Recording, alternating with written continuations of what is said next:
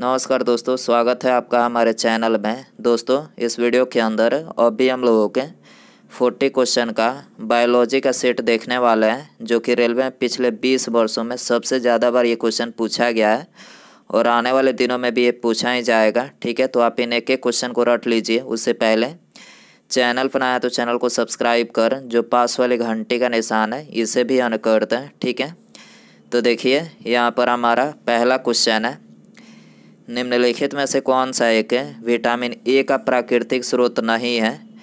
तो देखिए इसे करेक्ट आंसर ऑप्शन बी हो जाएगा। दूध जो है ये विटामिन ए का प्राकृतिक स्रोत नहीं है। हालांकि ये विटामिन ए का स्रोत है, लेकिन विटामिन ए का जो है प्राकृतिक स्रोत नहीं है। ठीक है, और बाकी ये तीनों आम, गाजर और पपीता तीनों जो है ये विटामिन ए का प्राकृतिक स्रोत है। ठीक है, विटामिन ए का रासायनिक नाम क्या है?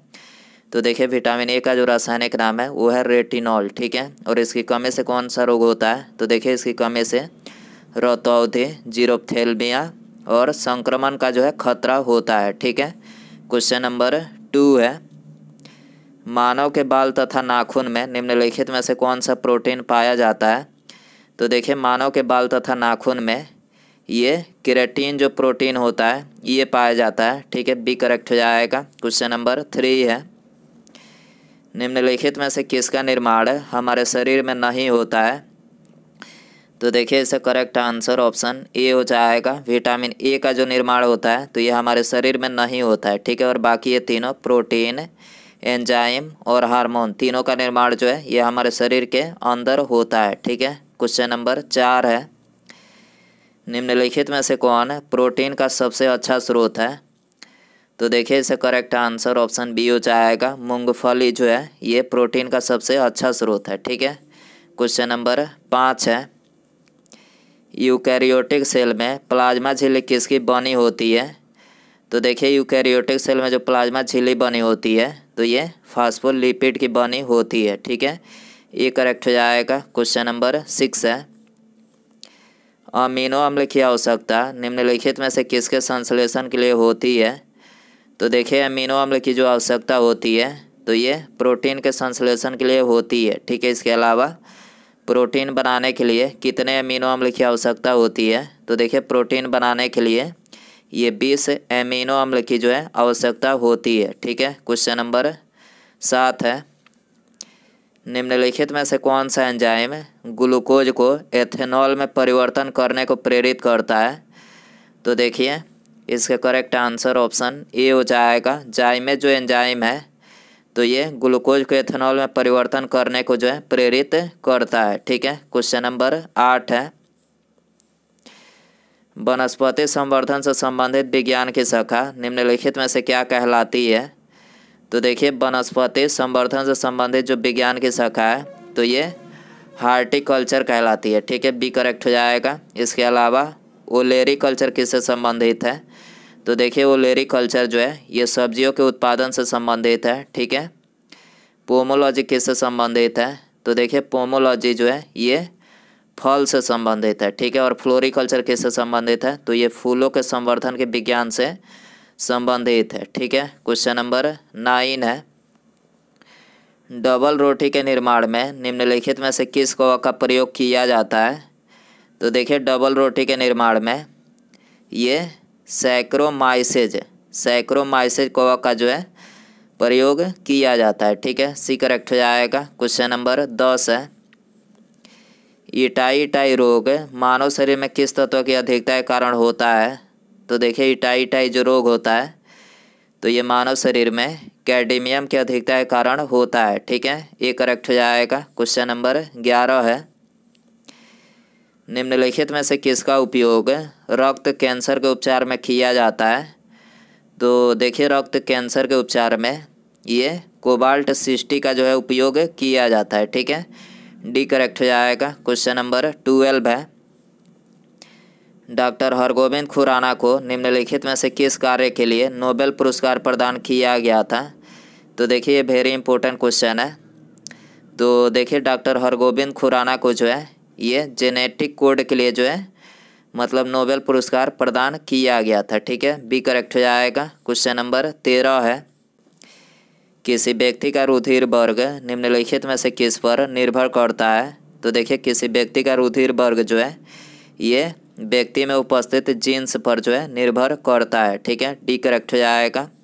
क्वेश्चन नंबर 14 है, ग्लाइकोजन मानव शरीर के किस भाग में पाया जाता है? तो देखिए ग्लाइकोजन जो है ये मानव शरीर के यकृत में पाया जाता है। ठीक है, सी करेक्ट हो जाएगा। यकृत जो है ये मानव शरीर की सबसे बड़ी ग्रंथि है। ठीक है, क्वेश्चन नंबर 15 है, वे पौधे जो अत्यधिक नमक वाली मिट्टी में उत्पन्न होते हैं क्या कहलाते हैं? तो देखिए ये कहलाते हैं हेलोफाइटा। ठीक है, वे पौधे जो अत्यधिक मिट्टी वाले पौधे में उत्पन्न होते हैं क्या कहलाते हैं? तो ये हेलोफाइटा कहलाते हैं। ठीक है, क्वेश्चन नंबर 16 है, निम्नलिखित में से कौन सी ग्रंथि वृद्धावस्था में लुप्त हो जाती है? तो देखिए इसका करेक्ट आंसर ऑप्शन बी हो जाएगा। थाइमस जो ग्रंथि है तो ये वृद्धावस्था में लुप्त हो जाती है। ठीक है, क्वेश्चन नंबर 17 है, गाय और भैंस के थनों से दूध उतारने के लिए किस हार्मोन की सुई लगाई जाती है? तो देखिए गाय और भैंस के थनों से दूध उतारने के लिए जो है ये ऑक्सीटोसिन हार्मोन की जो है सुई लगाई जाती है। ठीक है, ये करेक्ट हो जाएगा। क्वेश्चन नंबर 18 है, यदि माता पिता में एक का रुधिर वर्ग AB है और दूसरे का O, तो उसके बच्चे का संभावित रुधिर वर्ग क्या होगा? तो देखिए उनके बच्चे का जो संभावित रुधिर वर्ग होगा तो ये A या फिर B होगा। ठीक है, तो यहाँ पर ए करेक्ट हो जाएगा। क्वेश्चन नंबर 19 है, निम्नलिखित में से किस कोशिका से इंसुलिन स्रावित होता है? तो देखिए इंसुलिन जो है ये बीटा कोशिका से स्रावित होता है। ठीक है, बी करेक्ट हो जाएगा। इसके अलावा इंसुलिन जो है ये एक प्रकार का हार्मोन है और इसका निर्माण कहाँ पर होता है? तो इसका निर्माण जो है ये अग्न्याशय में होता है। ठीक है, और अग्न्याशय जो है ये मानव शरीर की दूसरी सबसे बड़ी ग्रंथि है। ठीक है, यकृत मानव शरीर की पहली सबसे बड़ी ग्रंथि है, अग्न्याशय मानव शरीर की दूसरी सबसे बड़ी ग्रंथि है। ठीक है, क्वेश्चन नंबर 20 है, प्रोटीन की सबसे अधिक मात्रा निम्नलिखित में से किस में पाई जाती है? तो देखिए प्रोटीन की जो सबसे अधिक मात्रा पाई जाती है तो ये सोयाबीन में पाई जाती है। ठीक है, सोयाबीन में प्रोटीन की प्रतिशत मात्रा कितनी पाई जाती है? 42% जो है पाई जाती है। ठीक है, क्वेश्चन नंबर 21 है, निम्नलिखित में से किसको सेल का पावर प्लांट भी कहा जाता है?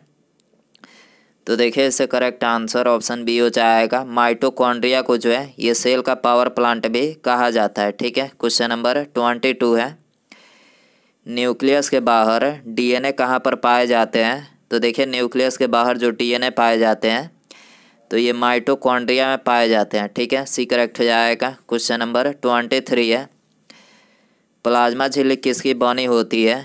तो देखिए प्लाज्मा झिल्ली जो है ये लिपिड और प्रोटीन से बनी होती है। ठीक है, तो यहाँ पर डी करेक्ट हो जाएगा, ए और बी दोनों। ठीक है, क्वेश्चन नंबर 24 है, जैविक सिस्टम में रासायनिक क्रिया के प्रक्रिया को तेज करने के लिए उत्तरदायी पदार्थ कौन सा है?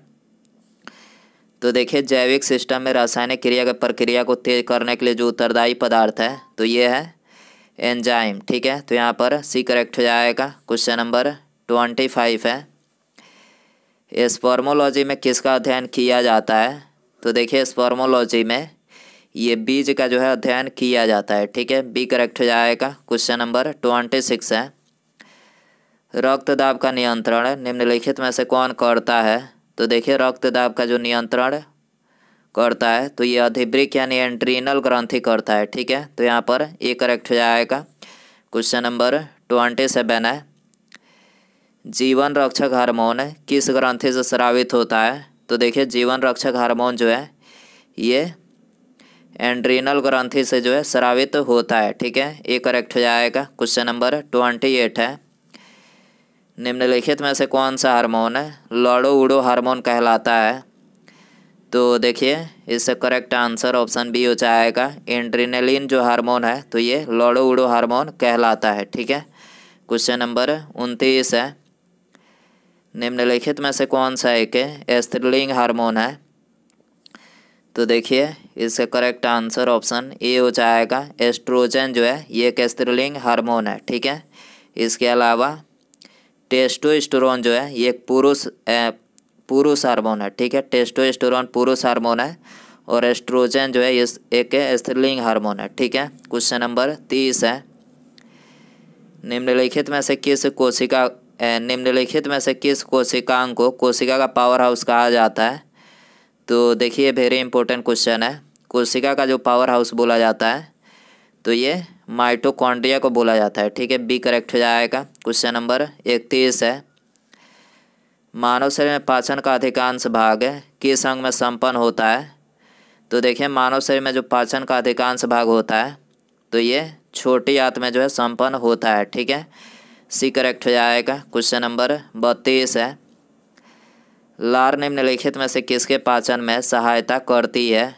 तो देखिए लार जो होती है तो ये स्टार्च के पाचन में सहायता करती है। लार किसके पाचन में सहायता करती है? स्टार्च के पाचन में सहायता करती है, ठीक है। ये करेक्ट हो जाएगा। क्वेश्चन नंबर 33 है, आँखों की दूरदृष्टि की बीमारी किसके कारण होती है? तो देखिए आँखों की जो दूरदृष्टि की बीमारी होती है तो ये नेत्र गोलक के छोटा होने के कारण से होती है, ठीक है। बी करेक्ट हो जाएगा। क्वेश्चन नंबर 34 है, सबसे अधिक आयरन किस में पाया जाता है?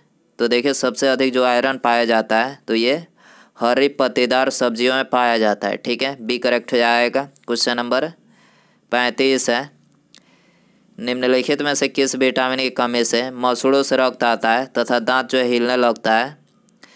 तो देखिए इसका करेक्ट आंसर ऑप्शन सी हो जाएगा। विटामिन सी की कमी से जो है मसूड़ों से रक्त आता है तथा दांत जो है ये हिलने लगता है, ठीक है। क्वेश्चन नंबर 36 है, मानव त्वचा का रंग निम्नलिखित में से किसके कारण होता है? तो देखिए मानव त्वचा का जो रंग होता है तो ये मेलानिन के कारण से होता है, ठीक है। बी करेक्ट हो जाएगा। क्वेश्चन नंबर 37 है, कोशिका विभाजन में मदद करने वाला पादप हार्मोन कौन सा है? तो देखिए कोशिका विभाजन में मदद करने वाला जो पादप हार्मोन है तो यह है जिबरेलिन, ठीक है। तो यहाँ पर बी करेक्ट हो जाएगा। क्वेश्चन नंबर 38 है, तितली की आंखें निम्नलिखित में से किसके कारण रात में चमकती है? तो देखिए तितली हो गई या फिर बिल्ली, तितली या फिर बिल्ली की जो आंखें रात में चमकती है तो ये टेपिडम लूसिडियम के कारण चमकती है, ठीक है। बी करेक्ट हो जाएगा। क्वेश्चन नंबर 39 है, निम्नलिखित में से किस विटामिन में नाइट्रोजन होती है? तो देखिए जो नाइट्रोजन होती है तो ये विटामिन बी में होती है, ठीक। किस विटामिन में नाइट्रोजन होती है? विटामिन बी में नाइट्रोजन होती है, ठीक है। उसके बाद यहाँ पर हमारा अगला क्वेश्चन है, निमोनिया का नया रूप सार्स निम्नलिखित में से किस देश से शुरू हुआ था? तो देखिए ये वेरी इंपॉर्टेंट क्वेश्चन है। आपको इसमें बताना है कि जो निमोनिया का नया रूप सार्स उत्पन्न हुआ था तो किस देश से शुरू हुआ था? ऑप्शन ए कनाडा, सिंगापुर, चीन या फिर थाईलैंड। तो दोस्तों आप इसका आंसर जो है कमेंट बॉक्स में ज़रूर बताएं। वीडियो पसंद आए तो वीडियो को लाइक करें और चैनल पर नया है तो चैनल को सब्सक्राइब करें और पास में जो घंटी का निशान है इसे ज़रूर से ऑन कर दें, ठीक है।